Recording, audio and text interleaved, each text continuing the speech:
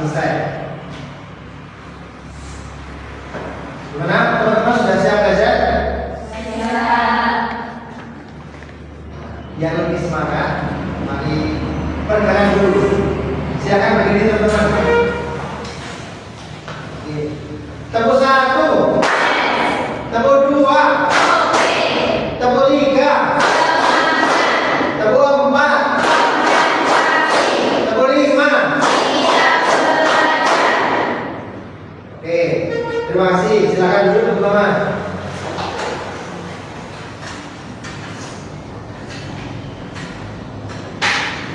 Jadi capaian pembelajaran ya. Mahasiswa mampu menjelaskan definisi manajemen pembiayaan syariah. Mahasiswa dapat memahami prinsip-prinsip pembiayaan bank syariah. Oke, selanjutnya pertanyaan otomatis ya. Jika kalian memiliki uang yang cukup banyak, kalian akan menyimpan di mana? Di bank. Biasanya ada yang di bawah kasur. Nah, bank apa yang kalian miliki? Beri. Yang BSI siapa? Kan ada juga yang BSI. 1, 2, 3. Jadi yang selebihnya banknya BRI semua ya. Bila kalau ini tidak salah. Nah, selanjutnya.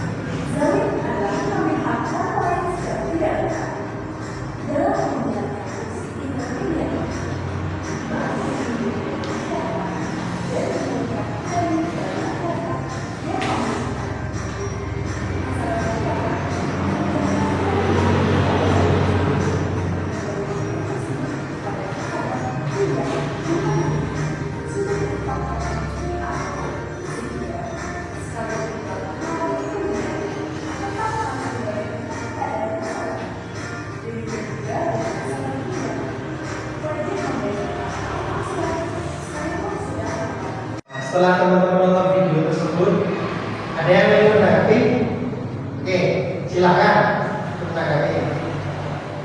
Dari video tersebut, saya lihat itu seperti rencana masa depan dalam manajemen keuangan. Bagaimana prosedur pembiayaan di bank syariah? Oke, terima kasih untuk Kamila. Selanjutnya kita ke materi ya. Bank syariah. Bank syariah adalah lembaga keuangan atau perbankan yang beroperasional dan produknya dikembangkan berdasarkan pada aturan dan hadis dan disesuaikan dengan prinsip syariat Islam. Jadi di sini memakai sistem bagi hasil. Perkembangan bank syariah di Indonesia pada tahun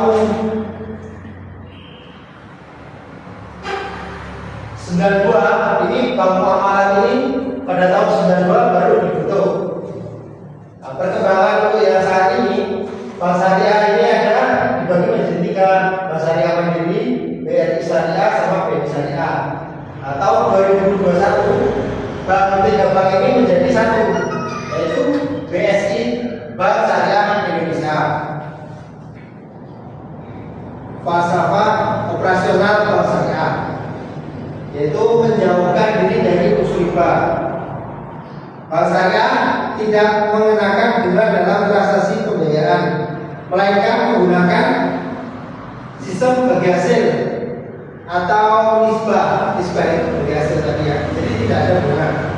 Yang kedua, menerapkan sistem bagi hasil dan perdagangan.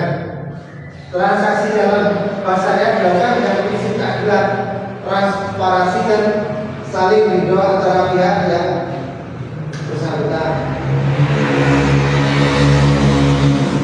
Di sini ada perbedaan sistem bunga dan bagi hasil. Yang pertama, besaran bunga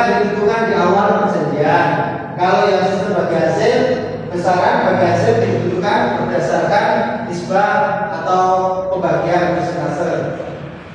Terus yang kedua, mulai dihitung berdasarkan persentase dari jumlah pokok. Jadi sudah ditentukan di awal bunganya.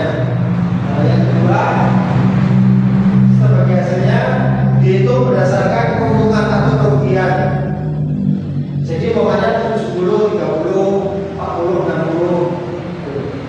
Selanjutnya pemberi pinjaman akan selalu mendapatkan bunga, terlepas apakah peminjam mendapatkan keuntungan atau tidak. Jadi bunga tadi bentuknya mengikat ya, mau untung atau rugi tetap bunga flat. Yang sebagai hasil lebih adil karena pembagian keuntungan dan kerugian didasarkan pada hasil sebenarnya dari transaksi. Jadi karena bagi hasil tersebut itu seperti yang kedua tadi bisa presentasinya 60 40, 70 30 atau 50 50. Produk bank syariah.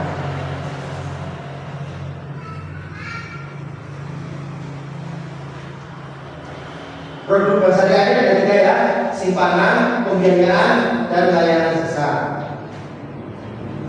Tujuan pembiayaan itu menghindari riba, gharar dan mesir, mendorong pertumbuhan ekonomi, meningkatkan kesejahteraan sosial, pemberdayaan masyarakat, keadilan dan transparansi. Jenis-jenis pembiayaan berdasarkan akad ini banyak nih. Yang pertama mudharabah, ijarah, musyarakah, istisna, dan salam. Fungsi pembiayaan yang pertama menyediakan dana sesuai prinsip syariah. Yang kedua investasi halal. Yang ketiga pengelolaan aset. Yang keempat jasa perbankan syariah. Yang kelima ini meningkatkan peredaran uang. Yang keenam peningkatan ekonomi. Yang ketujuh peningkatan kesejahteraan. Yang selanjutnya proses pembiayaan. Itu kan pertama kita mengajukan permohonan. Ini proses kalau kita mau utang ya. Pertama pengajuan permohonan dengan melengkapi semua data diri sesuai syarat-syaratnya. Terus yang kedua analisis kelayakan. Jadi teman-teman saat mengajukan itu diproses dulu, dianalisis apakah teman-teman layak atau tidak.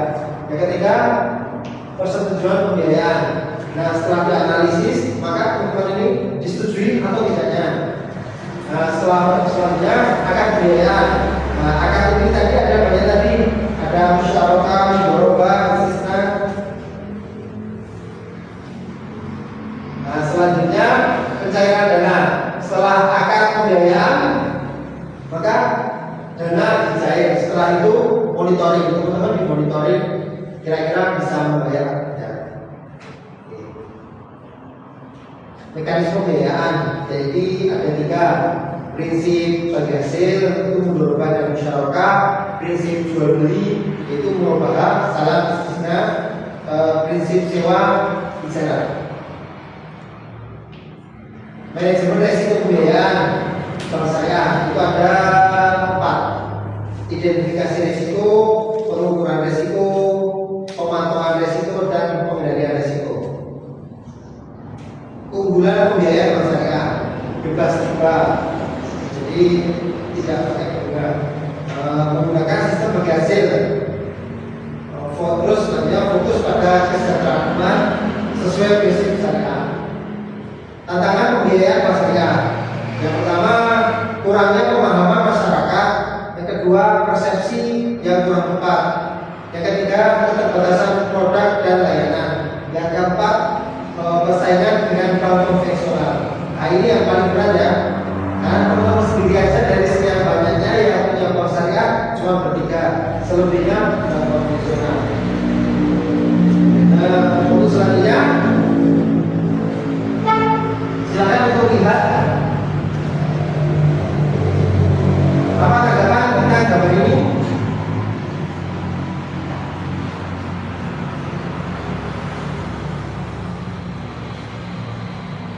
Jadi moderasi agama ya, isu pelarangan pendirian rumah ibadah di Indonesia Indonesia terus menjadi sorotan terkait toleransi beragama dan hak kebebasan beragama. Beberapa pihak menyoroti pentingnya mematuhi aturan yang berlaku, sementara yang lain menekankan perlunya menjamin hak setiap warga negara untuk beribadah. Terus kasus-kasus penolakan pendirian rumah ibadah, terutama di daerah mayoritas penduduk yang mempunyai agama yang berbeda. Jadi seringkali memicu perdebatan konflik. Jadi kita ini satu negara yang bukan satu agama. Harusnya tidak ada konflik untuk pendirian rumah ibadah. Pentingnya moderasi agama. Dari isu tersebut bahwa pentingnya memahami dan mengimplementasikan sikap moderasi agama dalam hidup berbangsa, bahwa Indonesia menuju kebinekaan tunggal ika untuk saling menghargai, bertoleransi atas perbedaan, terutama perbedaan keyakinan. Adakah sikap moderasi agama maka dapat menciptakan kedamaian. Jadi di sini kita memang harus bertoleransi biar terciptanya kedamaian. Nah, sekarang teman-teman kita bentuk kelompok ya. Yang sini 4 4 3 aja ya. 4 3 3. Ayo sekarang bentuk kelompok.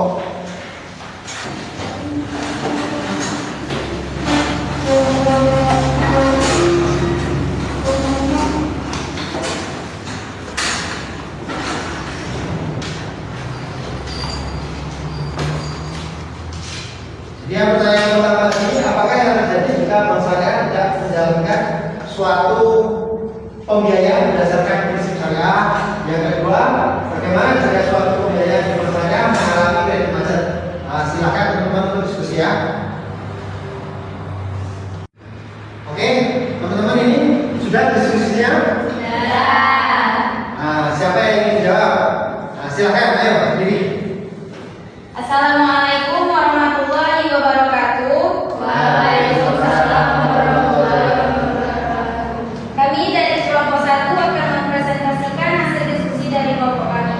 Yang pertama, jika bank syariah tidak menjalankan prinsip-prinsip syariah, ada beberapa konsekuensi serius yang dapat terjadi baik dari sisi hukum, reputasi maupun operasional. Yang pertama, konsekuensi hukum dan regulasi.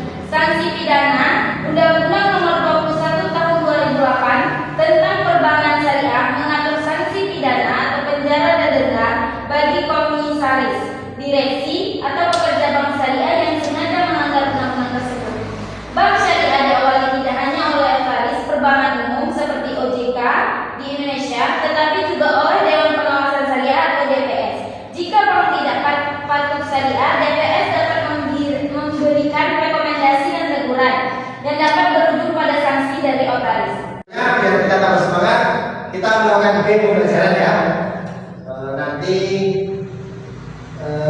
menyebutkan nama Amada. Nah,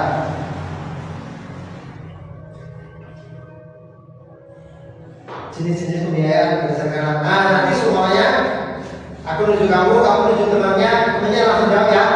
Oke. Jenis-jenis pembiayaan berdasarkan akad. Ayo silakan. Murobaah, mula, ijazah, maza, musyarakah, mudarabah, istisna, salam. Oke, terima kasih.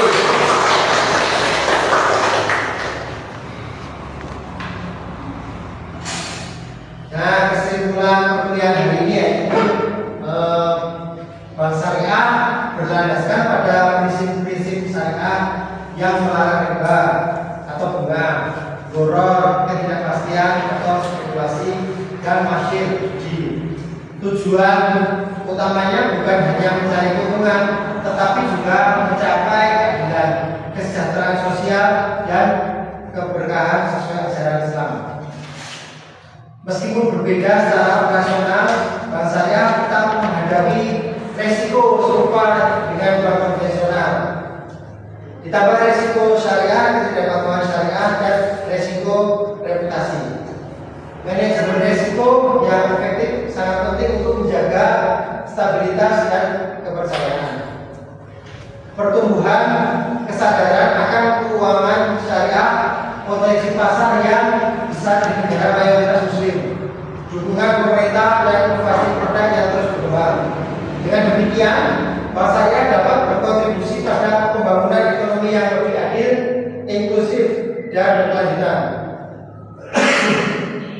serta memberikan solusi keuangan yang sesuai dengan keyakinan umat muslim. Nah, terima kasih. Mari merefleksikan hasil kuliah hari ini. Siapa yang mau merefleksikan? Oh ya, oke, silakan. Assalamualaikum warahmatullahi wabarakatuh. Waalaikumsalam warahmatullahi wabarakatuh. Alhamdulillah, hari ini saya merasa senang dan semangat setelah mengikuti pelajaran ini. Pembelajaran kuliah ini saya mendapatkan pengetahuan tambah dan dapat pengetahuan bagaimana manajemen pembiayaan syariah dan produk-produk bank syariah. Oke. Assalamualaikum warahmatullahi wabarakatuh. Waalaikumsalam warahmatullahi wabarakatuh. Terima kasih. Ada yang ditanyakan perkuliahan hari ini? Oke, terima kasih. Kalau tidak ada yang ditanyakan, perkuliahan ini kami tutup dengan doa dan hamdalah.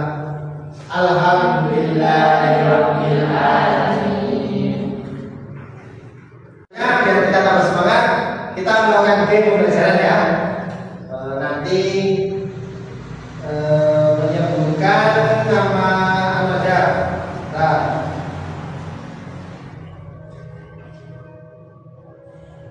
jenis-jenis pembiayaan berdasarkan nama. Nanti semuanya aku nunjuk kamu, kamu nunjuk temannya langsung jawab ya. Oke.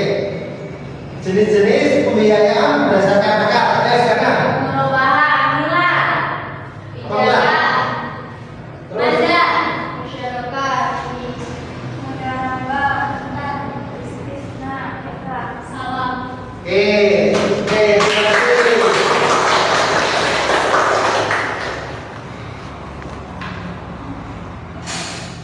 Nah, kesimpulan perkuliahan hari ini yaitu Bank Syariah berlandaskan pada prinsip-prinsip syariah yang melarang riba atau bunga, gharar, ketidakpastian atau spekulasi, dan masyir judi.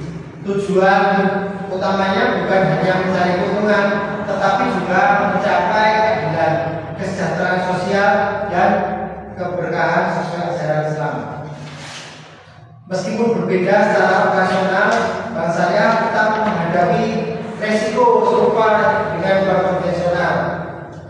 Ditambah resiko syariah, ketidakpatuhan syariah, dan resiko reputasi.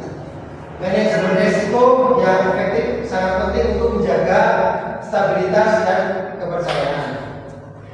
Pertumbuhan kesadaran akan keuangan syariah, potensi pasar yang besar di negara mayoritas muslim, dukungan pemerintah dan inovasi produk yang terus berkembang. Dengan demikian, Bank Syariah dapat berkontribusi pada pembangunan ekonomi yang lebih adil, inklusif, dan berkelanjutan, serta memberikan solusi keuangan yang sesuai dengan keyakinan umat muslim. Nah, terima kasih. Mari merefleksikan hasil kuliah hari ini. Siapa yang mau merefleksikan?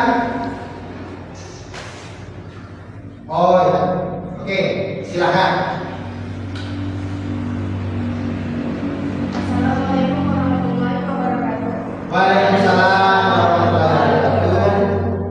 Alhamdulillah, hari ini saya merasa senang dan semangat setelah mengikuti pelajaran ini. Pembelajaran kuliah ini saya mendapatkan pengetahuan tambah dan dapat pengetahuan bagaimana manajemen pembiayaan syariah dan produk-produk bank syariah. Oke. Assalamualaikum warahmatullahi wabarakatuh. Waalaikumsalam warahmatullahi wabarakatuh. Terima kasih. Ada yang ditanyakan perkuliahan hari ini? Oke, terima kasih. Kalau tidak ada